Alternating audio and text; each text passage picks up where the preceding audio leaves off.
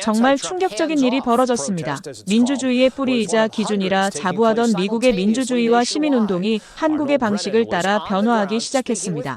미국은 물론 영국을 비롯한 유럽, 심지어 중국과 일본에서도 새로운 방식의 평화롭고도 강력한 시위 문화가 한국에 자리 잡은 것에 큰 충격을 받았습니다. 최근 트럼프의 강력하고 고집스러운 관세 정책으로 물가는 연일 최고로 치솟고 이민 정책과 반복되는 트럼프의 거짓말들로 미국인들은 상처와 절망이 극에 치닫게 되었죠. 미국인들은 한국의 탄핵 시위에서 큰 영감을 받았고 이제 민주적인 시위 문화의 기준이 되었다고 말합니다. 아시아의 가난한 나라가 어떻게 미국의 민주주의의 기준까지 바꾸어 버렸을까요? 그 놀라운 이야기 지금부터 시작하겠습니다.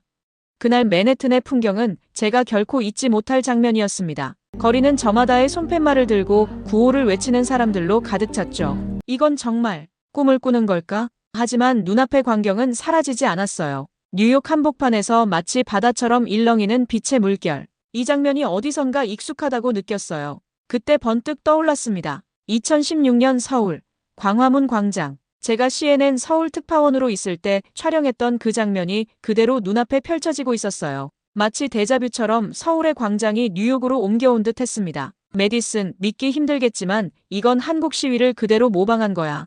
헤드폰 너머로 사무실에 있는 에디터 마크의 목소리가 들려왔어요. 순간 제 귀를 의심했습니다. 지금 워싱턴 포스트의 정치 칼럼니스트로 일하는 저에게 한국 시위 모방이라니요? 마크는 계속해서 말을 이어갔죠. 방금 내부 브리핑을 받았어. 조직위원회가 공식적으로 밝혔대. 그들은 한국의 촛불 시위를 연구하고 그 방식을 따르기로 했다고. 가슴이 쿵 내려앉는 느낌이었어요. 저는 그 자리에 얼어붙었습니다. 제가 7년 전 서울에서 취재했던 그 장면들. 제가 세계에 전했던 그 광경이 지금 뉴욕에서 재현되고 있다니 믿기지 않았어요. 한국식 시위가 미국에서 퍼지고 있어. 마크가 다시 말했죠. 중요한 건 이게 단순한 흉내가 아니라는 거야. 그들은 구체적인 행동 지침까지 가져왔어. 그때 제 뒤에서 강한 목소리가 들렸습니다. 잠깐만요. 이게 무슨 소리죠? 돌아보니 로버트 해밍턴, 워싱턴 포스트의 원로 정치 분석가가 서 있었어요. 그의 표정은 불편함과 의구심이 뒤섞여 있었습니다. 미국이 한국의 시위 방식을 모방한다고요? 이건 말이 안 됩니다. 민주주의의 전통은 우리 미국에 있어요. 그의 목소리에는 자부심과 함께 약간의 불만이 묻어 있었습니다. 로버트는 40년 넘게 미국 정치를 분석해온 베테랑 기자였죠. 그에게 미국은 언제나 민주주의의 등불이었어요. 이 나라는 200년이 넘는 민주주의 역사를 가지고 있습니다. 로버트가 계속해서 말했어요. 우리가 다른 나라에게서 시민운동 방식을 배울 필요는 없어요. 특히 불과 몇십 년 전까지 군사 독재 국가였던 나라에서요. 그의 말은 날카로웠습니다. 마크와 제가 잠시 침묵하는 사이 로버트는 더 가까이 다가왔어요. 메디슨, 당신 보도가 객관적이기는 한 건가요? 한국에 있을 때 현지 문화에 지나치게 매료된 것 아닙니까? 그의 질문은 날카로운 화살처럼 제 가슴에 꽂혔어요. 저는 심호흡을 하고 대답했습니다. 로버트, 제가 본 것은 사실입니다. 한국의 시민들은 놀라운 방식으로 민주주의를 실천했어요. 그리고 지금 우리 시민들이 그것에서 배우고 있는 겁니다. 로버트는 코웃음을 쳤어요. 미국 민주주의의 정신은 독립선언서와 헌법에 있습니다. 제퍼슨, 메디슨, 링컨, 이분들의 유산이 우리의 기준이에요. 다른 나라의 사례가 아니라. 마크가 중재하려 했지만 로버트는 손을 들어 그를 막았습니다. 그는 제 눈을 똑바로 바라보며 말했어요. 당신이 한국에 있을 때 뭔가를 놓쳤을 수도 있어요. 하지만 미국의 오랜 시민의식과 민주주의 전통을 폄하하지 마세요. 우리는 여전히 세계 민주주의의 기준이고 핵심입니다. 그는 그렇게 말하고 자리를 박차고 떠났어요. 어색한 침묵 속에 그의 말이 귓가에 맴돌았어요. 그의 말도 일리가 있었습니다. 미국은 분명 오랜 민주주의 전통을 가진 나라였죠. 하지만 제가 서울에서 본 것은 그것은 단순한 모방이 아니라 민주주의의 새로운 실천이었어요. 신경 쓰지 마, 메디슨. 마크가 내 어깨를 두드렸습니다. 로버트는 옛날 세대야. 변화를 받아들이기 힘든 거지. 저는 고개를 끄덕였지만 마음속으로는 갈등이 일었어요. 두 시각 사이에서 저는 어디에 서 있는 걸까? 기자로서 저는 항상 세계의 이야기를 미국에 전해왔지만 이제 그 이야기가 미국을 바꾸는 순간을 목격하게 된 것이었으니까요. 이것은 민주주의의 새로운 물결, 서울에서 시작된 빛이 뉴욕을 물들이는 순간이었죠. 집으로 돌아온 저는 오래된 상자 하나를 꺼냈습니다. 거기엔 제가 서울에서 만들었던 다큐멘터리 촛불광장의 원본 테이프와 취재 노트가 있었어요. 손이 떨렸죠. 이 자료들을 마지막으로 본 것이 언제였는지 기억도 나지 않았습니다. 영상을 재생했습니다. 화면 속 광화문 광장은 촛불로 가득 찼죠. 질서정연하게 줄지어 있는 사람들, 자발적으로 청소를 하는 시민들, 그리고 무엇보다 그 엄청난 규모에도 폭력 사태 없이 진행되는 시위의 모습이 펼쳐졌어요. 우리는 광장에서 춤추는 법을 배웠다. 제가 당시 내레이션에서 했던 말이 귀에 맴돌았습니다. 그때는 단순히 멋진 표현이라고 생각했는데 지금 생각하면 그건 정확한 사실이었어요. 한국 시민들은 광장에서 함께하는 법을 완벽하게 보여주었죠. 다음 날 아침, 저는 예전 한국의 시위 영상을 전달하기 위해 시위 현장으로 다시 나갔습니다. 그곳에서 저는 놀라운 장면을 목격했습니다. 미국 시위대는 예전과 다르게 불을 찌르거나 물건을 파괴하거나 폭력을 쓰는 대신 시위대가 자체적으로 안전 요원을 배치하고 동선을 확보하고 있었어요. 마치 콘서트나 공연장에서 볼 법한 웃는 얼굴을 하고 있지만 그들의 말과 행동에는 단호함과 의연함이 묻어 있어서 뭐라고 표현할 수 없는 감동을 가져다 주었어요. 그들은 평화로운 결기로 마치 하나가 된 것처럼 보였어요. 제 동료 샘이 감탄하며 말했습니다. 그의 눈에는 존경의 빛이 어려 있었어요. 한 가지 궁금한 게 있어요. 왜 하필 지금 한국의 시위 방식을 따르기로 한 거죠? 저는 잠시 생각하며 대답했습니다. 사람들이 지쳤어요. 분노만으로는 변화를 만들 수 없다는 걸 깨달은 거죠. 우리는 더 효과적인 방법이 필요했고 한국이 그 답을 가지고 있었던 겁니다. 어느 추운 겨울, 서울의 밤이 생각났어요. 한국의 촛불 시위는 단순한 분노 표출이 아니었습니다. 그것은 시민의 힘을 보여주는 완벽한 시스템이었죠. 분노를 넘어 연대로, 혼란을 넘어 질서로 승화시키는 과정이었습니다. 아침 신문의 헤드라인은 충격적이었습니다. 시위 규모 확대, 20개 도시로 확산. 또한 부제목은 더욱 놀라웠어요. 광장의 정신은 국경을 넘는다. 한국식 시위 방식 전국으로 퍼져. 저는 커피를 홀짝이며 화면을 스크롤했습니다. 보스턴, 시카고, 로스앤젤레스. 전국 각지에서 촛불을 든 시민들의 모습이 보도되고 있었어요. 마치 물결처럼 퍼져나가는 운동이었죠. 이건 단순한 시위가 아니야. 이건 문화적 혁명이야. 전화기 너머로 마크의 목소리가 들려왔습니다. 흥분된 목소리였죠. 워싱턴 포스트 편집장인 그는 특별 취재팀을 꾸리고 있었어요. 그리고 당연히 저를 포함시켰습니다. 메디슨, 당신은 지금 특별한 위치에 있어. 이 두 세계를 모두 경험한 기자로서 당신의 통찰력이 필요해. 그 말에 저는 잠시 망설였어요. 기자로서 저는 항상 객관성을 유지하려 노력했습니다. 하지만 이번엔 달랐죠. 이 이야기는 너무 개인적이었어요. 알겠어요. 하지만 한 가지 조건이 있어요. 뭔데? 저는 서울에서 함께 일했던 현지 스태프와 먼저 이야기를 나누고 싶어요. 그들의 관점이 필요합니다. 마크는 즉시 동의했어요. 몇 시간 후, 저는 노트북 앞에 앉아 7년 전 서울에서 저와 함께 일했던 김준호 PD와 화상 인터뷰를 했어요. 오랜만이네요, 메디슨. 준호가 미소를 지었습니다. 미국에서 우리 이야기가 전해진다니 신기해요. 준호, 솔직히 말해주세요. 당시 우리 취재가 적절했다고 생각하나요? 우리가 현장의 진짜 의미를 제대로 전달했을까요? 준호는 잠시 침묵했다가 대답했어요. 당신은 최선을 다했어요. 하지만 외부인의 시선으로는 보지 못하는 것들이 있었죠. 광장에 모인 사람들의 마음, 또 그 결의는 경험해보지 않으면 완전히 이해하기 어려워요. 그 말이 가슴에 와닿았습니다. 저는 노트북 화면을 통해 준호에게 최근 뉴욕의 상황을 보여주었어요. 그의 눈이 커졌죠. 믿기 힘들어요. 정말 우리 광장과 똑같네요. 이야기를 나누면서 저는 놀라운 사실을 알게 되었습니다. 미국 현지 시민단체들이 한국의 촛불 시민 가이드를 번역해 배포하고 있었어요. 시위 현장의 질서 유지를 위한 지침서였죠. 다음 날, 저는 펜실베이니아 거리로 향했습니다. 그곳에서 NGO 활동가들을 만나기로 했어요. 현장에 도착하자 젊은 활동가 하나가 다가왔습니다. 저희가 만든 촛불 매뉴얼입니다. 한국 사례를 철저히 벤치마킹했어요. 그가 건넨 책자를 펼쳐보니 놀라울 정도로 상세했습니다. 시위 동선, 안전수칙, 비폭력 원칙, 청소 지침까지 모든 것이 한국 촛불 시위를 기반으로 했어요. 이걸 어떻게 만들게 되셨나요?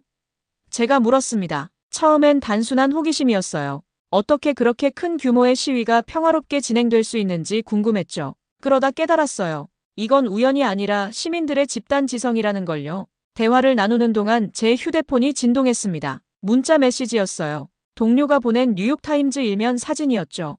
헤드라인은 충격적이었습니다. 대한민국, 민주주의의 새로운 교사. 그 순간 저는 무언가 커다란 변화가 일어나고 있음을 느꼈어요.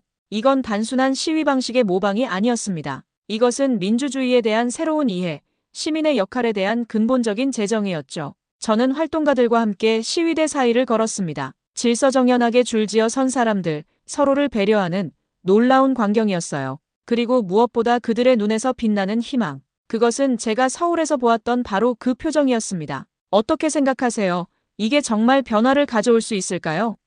활동가가 물었어요. 저는 잠시 생각했습니다. 한국의 경험을 떠올렸어요. 그리고 대답했죠. 변화는 이미 시작되었어요. 우리가 지금 목격하는 건 단순한 시위가 아닙니다. 이건 시민민주주의의 새로운 언어예요. 펜실베이니아 거리에 서서 저는 서울과 뉴욕을 잇는 보이지 않는 다리를 느꼈습니다. 그 다리 위에서 두 도시의 목소리가 하나로 울려 퍼지고 있었어요. 새벽 뉴스 알림이 제 휴대폰을 진동시켰습니다. 경기 침체 심화, 정부 고위 관계자 부패 의혹 폭로. 이른 아침부터 쏟아지는 뉴스에 저는 한숨을 내쉬었어요. 하지만 다음 뉴스는 저를 완전히 깨웠습니다. 시민 분노 폭발, 전국 100개 도시로 시위 확산. 저는 서둘러 준비를 마치고 사무실로 향했어요. 워싱턴 포스트 뉴스룸은 이미 전쟁터 같았습니다. 기자들이 분주히 움직이고 전화벨이 쉴 새 없이 울렸죠. 편집장 마크가 저를 발견하고 손짓했어요. 메디슨, 트위터 봤어? 지금 미국 전역에서 미국은 왜 한국처럼 못하나 해시태그가 폭발적으로 퍼지고 있어. 믿기지 않았습니다. 제가 화면을 들여다보니 정말 그 해시태그가 실시간 트렌드 1위였어요. 미국 시민들이 한국의 민주주의를 부러워하다니. 이건 제가 상상도 못했던 상황이었습니다. 이게 다 현실인가? 저는 중얼거렸어요. 메디슨 현실이야. 마크가 어깨를 두드렸습니다. 그리고 당신은 오늘 기자회견에 참석해야 해. 백악관이 이 시위에 대해 공식 입장을 발표할 예정이야. 몇 시간 후, 저는 백악관 기자회견장에 앉아 있었어요. 대변인이 나와 성명을 읽기 시작했습니다. 정부는 시민들의 평화로운 시위 권리를 존중합니다. 다만, 질서 유지와 공공 안전을 위해 그의 말은 계속되었지만 제 귀에는 들어오지 않았어요. 왜냐하면 그 말들이 너무 공허하게 들렸기 때문이죠. 저는 손을 들었습니다. 대변인이 저를 지목했어요. 메디슨 르포어, 워싱턴 포스트입니다. 질문이 있습니다. 회견장이 조용해졌어요. 모든 시선이 저에게 쏠렸죠. 정부는 시민들의 분노 원인에 대해 어떻게 생각하시나요? 그리고 왜 미국 시민들이 한국의 시위 문화를 모방하고 있다고 생각하십니까? 대변인은 잠시 당황한 표정을 지었어요. 그는 준비된 답변을 읽으려 했지만 저는 그의 말을 끊었습니다. 미국 시민들은 단순히 불만을 표출하는 것이 아닙니다. 그들은 한국식 촛불 문화를, 즉 질서 있고 효과적인 시민 참여를 원하고 있어요. 정부는 이 점을 인식하고 계신가요? 회견장에 긴장감이 돌았습니다. 제 질문은 분명 예상을 벗어난 것이었죠. 대변인은 어색하게 웃으며 대답했어요. 우리 정부는 항상 시민의 목소리에 귀 기울이고 있습니다. 다만 미국의 상황은 한국과 다르고 저는 또다시 그의 말을 끊었습니다. 이건 제가 평소에 하지 않는 행동이었어요. 하지만 그 순간 저는 단순한 기자가 아니었습니다. 저는 두 세계를 모두 본 증인이었죠. 서울의 질서는 우연이 아니었습니다. 그것은 시민들의 결의와 집단 지성의 결과였어요. 미국 정부는 이 점을 제대로 이해하고 계신가요? 회견장에 침묵이 흘렀습니다. 그날 저녁 제 질문은 모든 뉴스 채널에서 반복해서 방송되었어요. CNN에서는 저를 인터뷰 요청까지 했죠. 르포어 씨, 오늘 백악관에서 꽤 강경한 질문을 던지셨습니다. 그 배경이 궁금합니다. 카메라 앞에 선 저는 잠시 망설였어요. 그리고 마음을 정했습니다. 저는 서울과 뉴욕 두 광장의 목소리를 모두 들었습니다. 그리고 깨달았어요. 민주주의는 그저 제도가 아니라 시민들의 일상적 실천이라는 것을요. 서울의 시민들은 그것을 몸으로 보여주었고 지금 미국 시민들도 같은 길을 걷고 있어요. 인터뷰가 끝나고 스튜디오를 나오는데 젊은 여성 한 명이 다가왔습니다. 르포어 씨, 감사합니다. 당신의 말이 우리에게 힘이 되었어요. 우리는 지금 역사를 만들고 있다는 걸 알게 해주셨어요. 그녀의 말에 저는 가슴이 뭉클해졌습니다. 저에게 무거웠던 진실의 무게가 그 순간만큼은 빛으로 느껴졌어요. 돌아오는 택시 안에서 저는 창밖을 바라보았습니다. 거리마다 촛불을 든 사람들이 보였어요. 그리고 오래된 신화가 서서히 붕괴되는 소리가 들리는 듯 했습니다. 미국 예외주의라는 오래된 신화, 우리가 항상 모범이라는 착각. 그것이 이제 현실 앞에서 무너지고 있었어요. 다음 날 아침 마크의 전화를 받았습니다. 메디슨, 큰 기회야. 워싱턴 포스트 기획 칼럼을 맡아줬으면 해. 제목은 서울대 워싱턴 광장의 속도야. 어떻게 생각해? 순간 제 심장이 빠르게 뛰었어요. 이건 단순한 기사가 아니라 제 경험과 통찰을 담아낼 수 있는 기회였습니다. 저는 즉시 수락했죠. 좋아요, 마크. 언제부터 시작하면 될까요? 지금 당장. 그가 웃으며 말했습니다. 첫 회는 내일 아침 발행이야. 제 머릿속이 복잡해졌습니다. 무엇부터 시작해야 할지 고민되었어요. 한국과 미국 두 나라의 민주주의를 비교한다는 건 쉬운 일이 아니었죠. 그때 준호가 보내준 자료가 생각났습니다. 한국 헌법과 정치 시스템에 관한 영문 자료였어요. 특히 국회와 헌법재판소의 협력적 견제 구조가 눈에 들어왔어요. 미국과는 확실히 다른 점이었죠. 첫 칼럼을 쓰기 시작했습니다. 키보드를 두드리는 소리만 들리는 조용한 사무실에서 저는 제 경험과 연구 내용을 모두 쏟아부었어요. 한국의 민주주의는 젊습니다.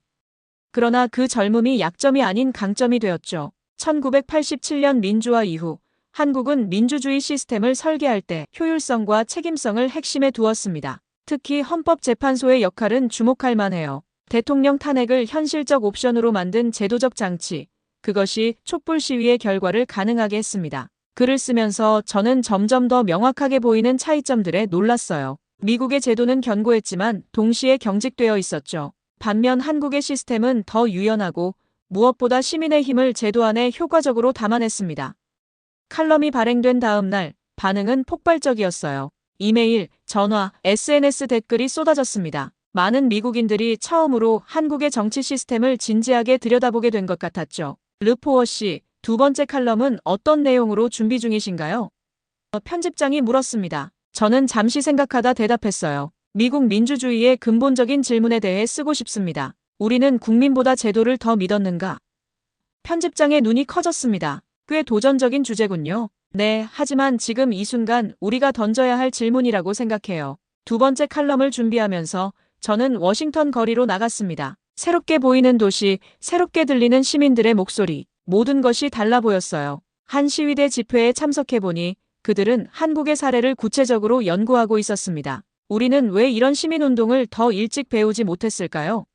한 활동가가 저에게 물었어요. 그 질문이 제 두 번째 칼럼의 핵심이 되었습니다. 저는 미국 민주주의의 기능적 측면을 비판적으로 분석했어요. 특히 시민 참여 경로의 부재, 제도적 경직성, 그리고 무엇보다 국민의 힘에 대한 불신을 지적했습니다. 미국 민주주의는 제도적으로는 완벽해 보이지만 정작 그 주인인 시민들의 목소리를 담아내는 데는 실패했습니다. 우리는 국민보다 제도를 더 믿었는가? 이 질문에 정직하게 답해야 할 때입니다. 그 문장을 쓰는 순간 제 손이 떨렸어요. 이건 단순한 비교 분석이 아니라 저 자신의 신념에 대한 근본적인 도전이기도 했으니까요. 미국인으로서, 기자로서 저는 항상 우리 시스템의 우월성을 믿어왔습니다. 하지만 지금 저는 그 믿음에 의문을 제기하고 있었어요. 칼럼이 발표되자 예상대로 논쟁이 뜨거웠습니다. 일부는 제 분석을 반미적이라고 비난했고 다른 이들은 혁신적 시각이라고 칭찬했어요. 하지만 저에게 가장 중요했던 건 사람들이 대화를 시작했다는 사실이었습니다.